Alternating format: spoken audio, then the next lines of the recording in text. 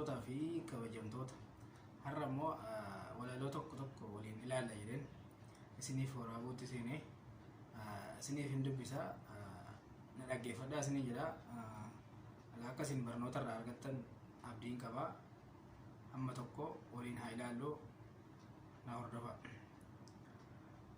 Innis maal jedha yoo jettanii waa'ee hojiin cufamee dhukkubni koronaa sababa koronaatti hojii adda addaa hundee cufamee rakkinni koronaa kun maal akka ta'e kan ibsudha isinii jedha. Innis maal jedha yaa raamaan nuuf araaramii akka fiddeen vaayirasii koronaa jedha. Uummanni aalamaa hundi raafamee akka dhama'annanii gadi bahuun hin jiru mana taa'uuf qarshiin borsaanu hin jiru. Uummanni kee baqee manatti akka baqaadhaa otoo of irkaa waa qabaate yoon baqee dhumaree akka dhadhaa sooressi inni of irkaa waa qabu al tokkicha suppermaarkeetii deemee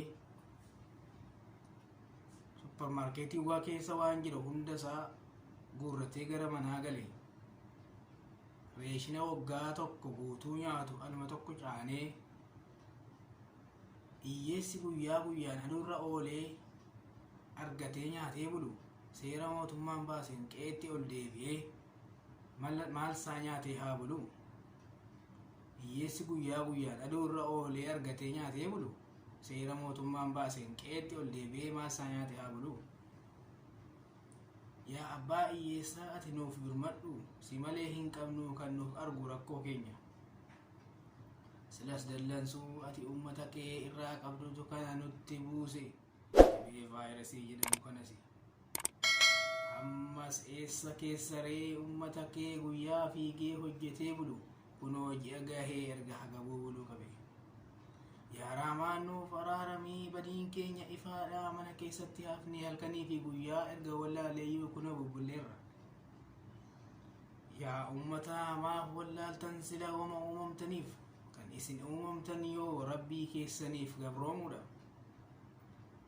Erga isin uumamtanii maaf erga isaa uumamtanii maaf dagattarree jecha isaa inni badii qabu kan nutti fide dhibee vaayirasii.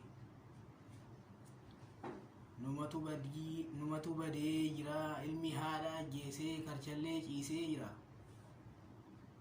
Inni kan ganda tokko shirkiidhaan horee uummata faalee jira. Inni kan shirkiidhaan horee ganda tokko guutuu faalee jira. Kaan sobaan munaafiqummaan uummata faalee jira. Waan himamee dhumneetu uummata kee faalee jira. Yaa Rabbi atumtinuu dhiisi ati silaa abbaa dhiisaati. Koronaa vaayirasii sanallee biyya waliin geessellee ati nurraa kaasi. Kana fakkaata hangawanaa kan isin biraan gahee jiru jechuudha. Yoo isin tole gara fuulduraatti immoo waan haaraa isin qabadhee isinitti dhiyaadha.